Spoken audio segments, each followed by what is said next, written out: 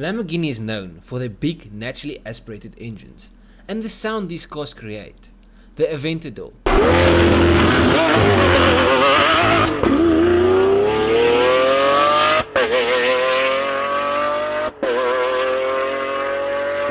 the Murcielago,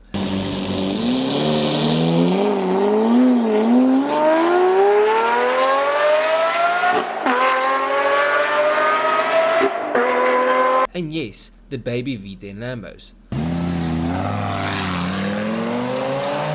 Now why would you ever take this out and replace it for this? Yes, this was a V10 and they then swapped it out for a 4-cylinder VW engine. Talk about a downgrade, but why? Is it a rebuild? Maybe a kit car? Well, no, which is disappointing. I would have preferred it if it was a kit car or something, but purposely taking out a Lambo V10 for 4-cylinder just seems daft. Now when you watch these videos, you only see 5 minutes or so, but the research that goes into some of these cars, like finding info on some of these cars, are difficult, and this is one of those cars where I really struggled, but I did find some stuff. So if you like this video, please leave a like and subscribe. I'll leave a link to some more videos just like this, where we take a look at some interesting builds and try to find out why and how these cars exist. So back to the 4-cylinder Lamborghini.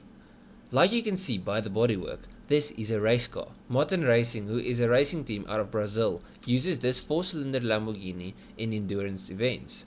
The Lambo competes in the GT1 class, but why did they lose the big engine and replace it for a 4-cylinder engine? Remember, this is a racing team out of Brazil, and maintaining a V10 Lambo motor is not only expensive but also difficult.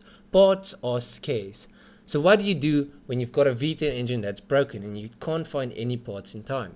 Well, you swap in a 4-cylinder VW engine. Okay, so that part makes sense, but why a VW 4-cylinder? Well, this inline-4 engine has been used in Brazil from 1973 all the way to 2017, and it's the engine they used originally in the Type 2 VW bus. So they have tons of these. Parts are everywhere, and they know how to modify these engines to make good power. They call this engine the AP engine, or Ultra Performance, which means high performance. Now what do they do to these engines so it can compete with a Lambo engine, power-wise? Well, firstly they forge the internals, stroke it to a 2-liter, and add a big turbo. The end result is a 2-liter VW engine that produces the same power as a Lamborghini, or close to Lamborghini numbers. Remember, in the GT1 class, if the engine is too powerful, they actually have to downtune it. The stock V10 engine is one of those engines that actually create too much power, so they have to be downtuned a bit, and the VW engine can make about the same power as the downtuned Lamborghini engine. Another positive with the VW engine is it's quite reliable and parts are really easy to find, which is very important in endurance racing. Remember, endurance racing puts a car through hell. The poor engine is pushed to its limits for hours and hours on end, so parts are bound to fail. I must say, at the start of this video, I had no idea why somebody would take this out and replace it with this. But after a bit of research, it does make sense for a race car in a country where Lambo parts are really scarce.